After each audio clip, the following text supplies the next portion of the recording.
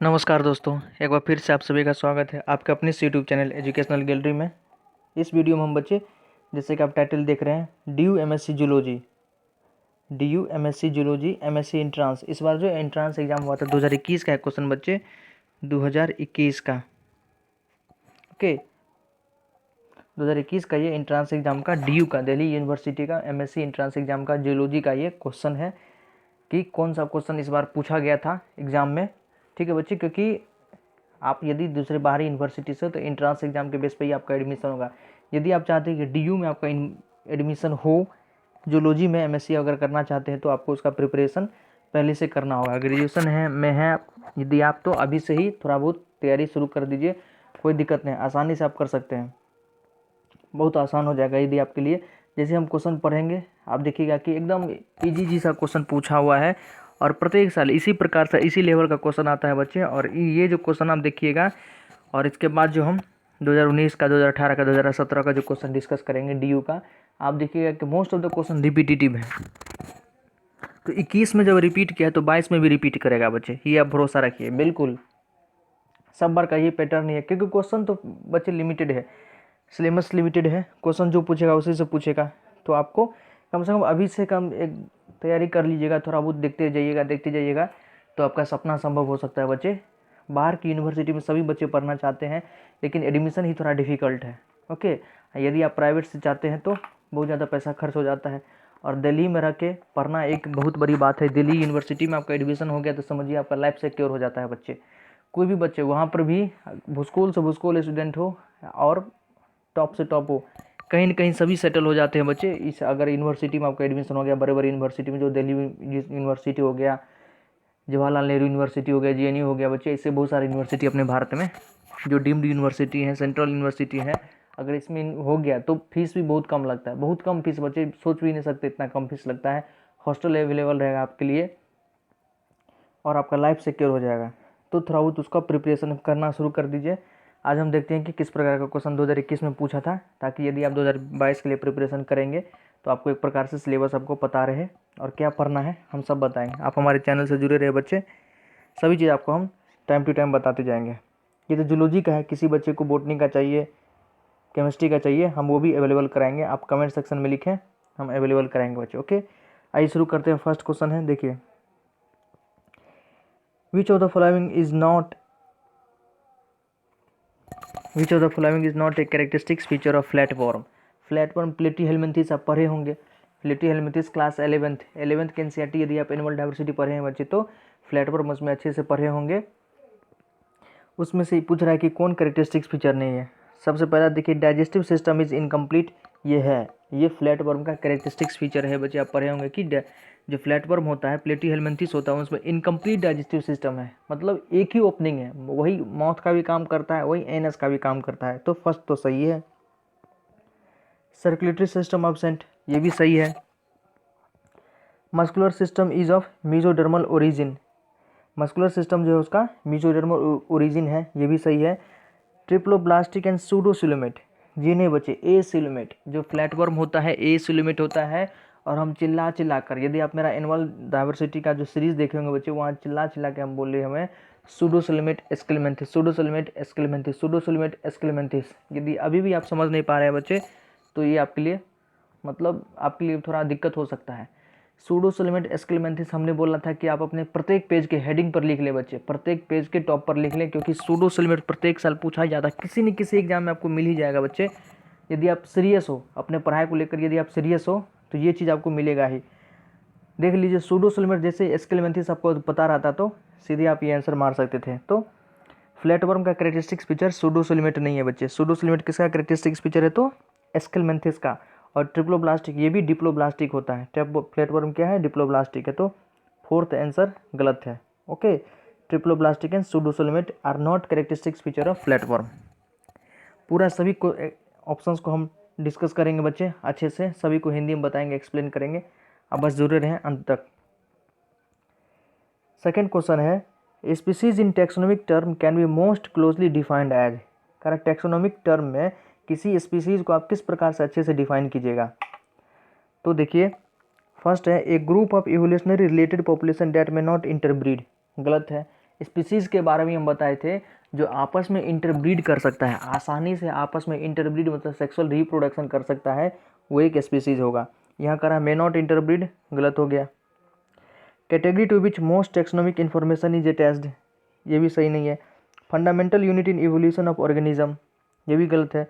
Fourth देखिए बच्चे, ए population having same evolutionary basis and free gene flow, मतलब evolutionary basis same हो, मतलब फाइलोजेनेटिक्स उसका एकदम सेम हो और आसानी से जीन फ्लो हो सके, एक जनरेशन से दूसरे जनरेशन में आसानी से जीन फ्लो हो सकते हैं, मतलब वही ब्रीडिंग के बारे में बात करा बच्चे, मतलब आसानी से आपस में इंटरब्रीड कर सके। तो जो भी स्पीसीज, जो भी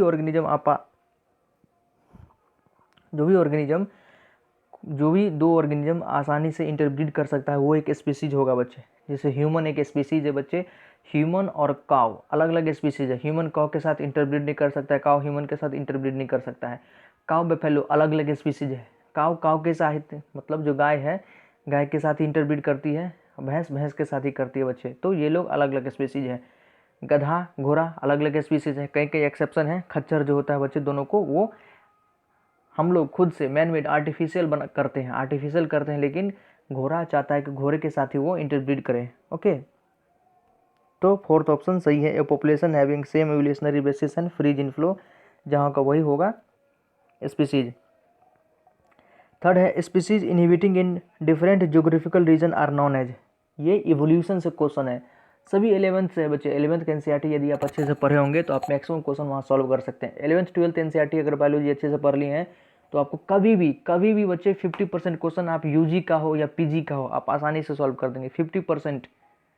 ये मेरा विश्वास है बच्चे, मैं हमेशा इसी सब में रहता हूँ, तो मैं आसानी से आपको बता सकता हूँ। 11th 12th का एनसीईआरटी यदि आपको अच्छे से कंठस्थ अच्छे से पढ़े हुए हैं तो आप किसी भी ऊपर लेवल का, हाई लेवल का 50% सिलेबस तो आप ऐसे ही कवर कर देंगे बच्चे। ठीक है, तो species inhibiting in different geographical region are known as, उसको क्या कहते हैं? Allopatric species. बच्चे याद रखेंगे, उसको एलोपेट्रिक स्पीसीज कहते हैं। तो डिफरेंट ज्योग्राफिकल रीजन में रहता है, इनहिबिट करता है, उसको एलोपेट्रिक स्पीसीज कहते हैं। फोर्थ है,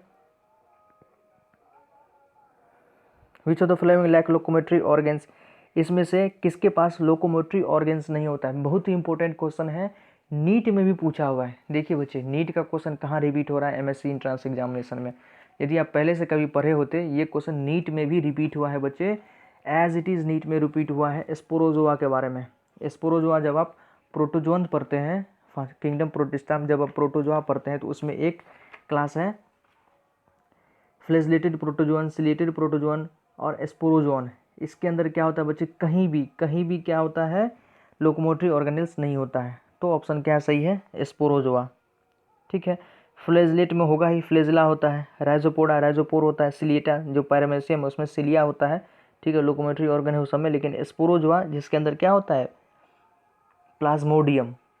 प्लाज्मोडियम बच्चे आप तो जानते हैं मलेरिया कॉज करता है, उसी के अंदर क्या होता है? कोई लोकोमोटरी ऑर्गन नहीं है। ये नीट में भी पूछा गया था, बहुत ही इंपॉर्टेंट क्वेश्चन है स्पोरोजोआ। याद रखें बच्चे, इसमें कोई भी लोकोमोटरी ऑर्गेनल्स नहीं होता है। इंपॉर्टेंट क्वेश्चन है, बहुत ही इंपॉर्टेंट क्वेश्चन है। नेक्स्ट है, life cycle of hydra is characterised by, hydra के लाइफ साइकिल को किस प्रकार से करेक्टराइज कर सकते हैं? तो देखिए, हाइड्रा हम बताए थे हाइपोअदा, एनिमल डाइवर्सिटी यदि आप मेरा पढ़े होंगे उसमें हम बताए थे हाइपोअदा कि हाइड्रा, पोलिप, एडम्सिया। पोलिप का कौन कौन एग्जाम्पल बच्चे? हाइड्रा है और एडम्सिया है। तो देखिए, इसमें पोलीफेज प्रीडोमिनेंट होता है। पता होगा कि जो रिप्रोडक्शन होता है, मतलब ये क्या है? टिनोफोरा है, सिलेंट्रेटा में जो रिप्रोडक्शन होता है बच्चे, पोलिप है, मेडूसा है, जिसको ऑल्टरनेशन ऑफ जनरेशन भी पढ़े होंगे आप, मेटाजेनेसिस। कोई किसी में पोलिप प्रीडोमिनेंट होता है, किसी में मेडूसा प्रीडोमिनेंट होता है, कोई पोलिप से मेडूसा में जाता है और कोई मेडूसा से पोलिप में जाता है। लेकिन हाइड्रा में क्या होता है? याद रखें, polyp phase predominant and medusa phase usually absent. इसमें पोलीफेज प्रीडोमिनेंट होता है बच्चे, डोमिनेंट जिसको कहते हैं, और मेडूसा एब्सेंट होता है यूजुअली, इसलिए हमारा ट्रिक है हाइपोअदा।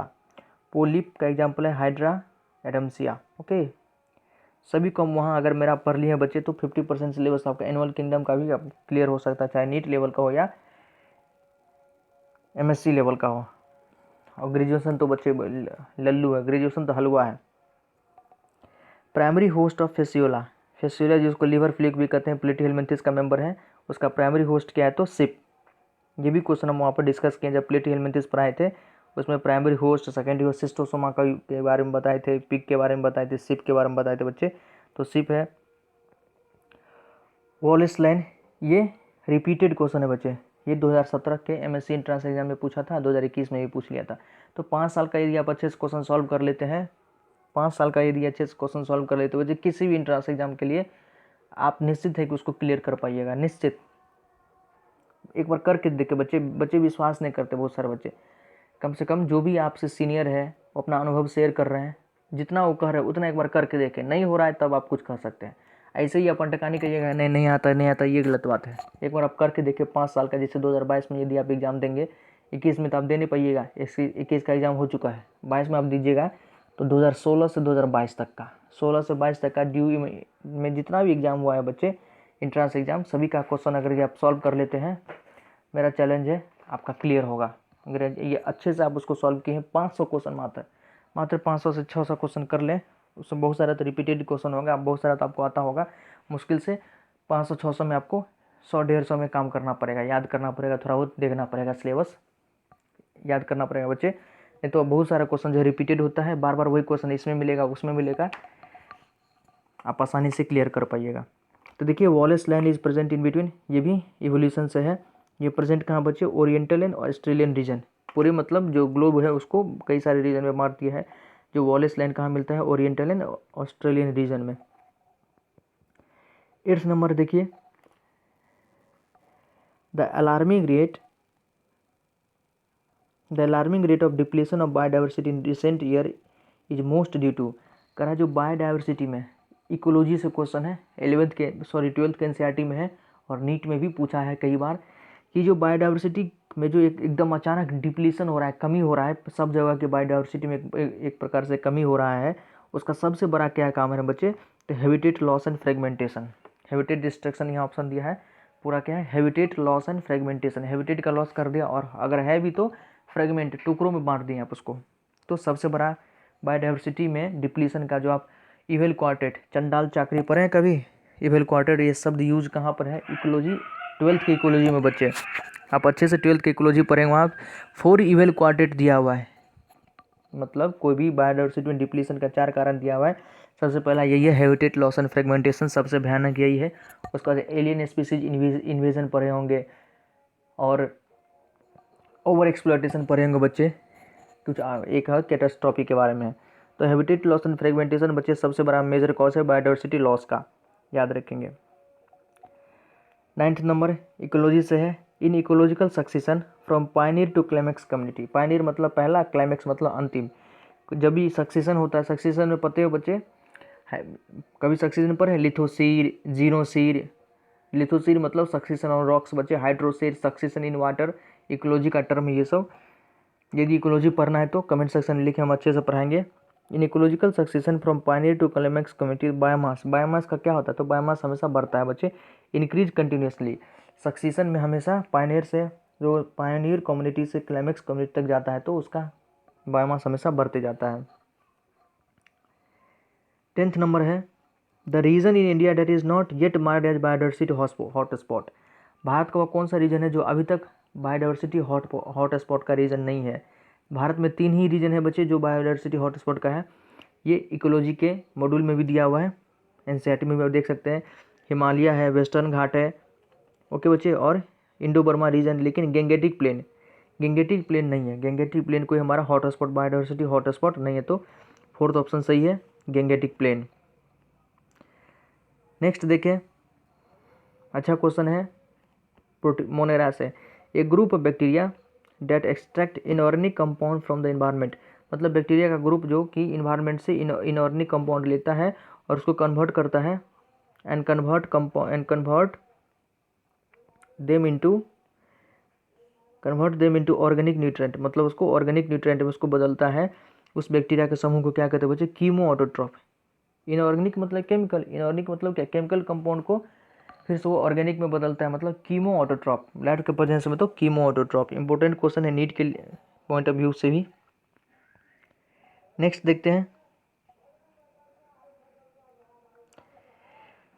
ये एक फूड चेन दिया हुआ है, डेड एनिमल्स है, ब्लो फ्लाई मैगोट है मतलब मक्खी है, फ्रॉग है, स्नेक है। ये किस प्रकार का फूड चेन है बच्चे? तो डेड एनिमल्स अगर शुरू में आ गया, डेड एनिमल्स मतलब क्या है? डिट्राइटस। तो ये हो गया detritus food chain, detrital food chain, detritus food chain है बच्चे। आसान क्वेश्चन है। एलिलोपैथी रेफर्स टू, एलिलोपैथी किसको कहते हैं? तो देखिए बच्चे आसान सा क्वेश्चन है। Allelopathy inhibition of growth of one species by another by production of secondary metabolite, मतलब एक स्पीसीज के द्वारा दूसरे स्पीसीज के ग्रोथ को इनहिबिट कर देना, कम कर देना, किसके थ्रू? सेकेंडरी मेटाबोलाइट के थ्रू। ये भी क्वेश्चन नीट में पूछा बच्चे एमेंसिलिज्म नाम देके, एलिलोपैथी को एमेंसिलिज्म का नाम देके नीट में पूछा हुआ है। तो यदि नीट का तैयारी कर रहे हैं तो आपके लिए एमएससी तो बहुत लल्लू हो जाएगा बच्चे, हलवा हो जाएगा, अच्छे से तैयारी कर रहे हैं। नहीं तो एमएससी एंट्रेंस एग्जाम का 5 साल का क्वेश्चन देख ले, फिर भी आप कर सकते हैं। एलिलोपैथी का मतलब एक स्पीसीज का ग्रोथ दूसरे स्पीसीज के द्वारा by the production of secondary metabolite. Okay. और एनिमल डाइवर्सिटी हम चिल्ला चिल्ला के बोले थे कि लार्वा याद कर लेना, लार्वा याद कर, लार्वा याद कर ले बच्चे, लार्वा याद कर ले बच्चे। लार्वा से क्वेश्चन आता है, देखिए लार्वा से प्रत्येक साल DU-MSc में तो पूछता ही है। टीनिया, ओवेलिया, यूनियो और ब्लानोग्लोसस का लार्वा के बारे में आपसे पूछ रहा है। तो देखिए टीनिया का जो लार्वा है उसको क्या कहते हैं? हेक्साकैंथ। टीनिया के लार्वा को हेक्साकैंथ कहते हैं। ओविलिया के लार्वा के प्लानुला कहते हैं, ओविलिया के लार्वा के प्लानुला कहते हैं। यूनियो के लार्वा को गोल्चिडम, यूनियो का जो लार्वा होता है गोल्चिडम है। और बालानोग्लोसस का जो लार्वा है टॉर्नेरिया, बालानोग्लोसस का जो लार्वा है टॉर्नेरिया है। ठीक है, एक बार फिर देख लें। टीनिया जो है, टीनिया सोलियम प्लेटीहेलमिंथेस का मेंबर है, उसका लार्वा है हेक्साकैंथ। ओवेलिया का बच्चे प्लानुला, ओवेलिया क्या है? सिलेंट्रेटा का मेंबर है, उसका है प्लेनुला। यूनियो का लार्वा क्या है आपको? गोल्चिडम। और ब्लानोग्लोसस का लार्वा है टॉर्नेरिया। ओके। 15 नंबर, ये भी रिपीटेटिव क्वेश्चन है। ए हाल्टियर इज एन, हाल्टियर क्या है? तो balancing organ of horse fly, horse fly का बैलेंसिंग ऑर्गन है। ऑर्थ्रोपोडा में पढ़े होंगे स्टेटोसिस्ट, स्टेटोसिस्ट भी बैलेंसिंग ऑर्गन है ऑर्थ्रोपोडा में। ओके बच्चे, वो ओवरऑल है, लेकिन अगर हॉर्स फ्लाई में पूछ ली तो हाल्टियर उसका बैलेंसिंग ऑर्गन है। तो 15 तक ही रखते हैं इस वीडियो में हम बच्चे। नेक्स्ट वीडियो में 16 से हम और आगे जितना हो सके करेंगे। आप प्लीज़ इस वीडियो को देखें, अच्छे से देखें, समझें। कहाँ कोई दिक्कत रह गया, कोई कमी रह गया, आप हमें कमेंट सेक्शन में लिख सकते हैं। कैसा लगा वो भी आप फीडबैक दे सकते हैं बच्चे। हमारे चैनल को सब्सक्राइब कर लें। एमएससी का यदि आप प्रिपरेशन करना चाहते हैं या नीट का यदि आप प्रिपरेशन कर रहे हैं, उससे रिलेटेड कोई स्टडी मटेरियल चाहिए, कोई चीज़ समझ नहीं आ रहा है, जेनेटिक्स हो, कोई भी सब्जेक्ट हो बच्चे, फिजिक्स, केमिस्ट्री, बायोलॉजी, आप बेझिझक हमारे व्हाट्सएप नंबर पर मैसेज कर सकते हैं या कमेंट सेक्शन में लिख सकते हैं। ओके बच्चे, जो बच्चे पहले से सब्सक्राइब किए हुए हैं, हमारे चैनल को सब्सक्राइब किए हुए हैं, उनको बहुत बहुत धन्यवाद। और जो बच्चे नहीं किए प्लीज़ चैनल को सब्सक्राइब कर ले बच्चे, आपको नोटिफिकेशन मिलता रहेगा आपके यूनिवर्सिटी से रिलेटेड और साथ ही साथ प्रेस्टिजियस यूनिवर्सिटी से रिलेटेड भी। धन्यवाद दोस्तों।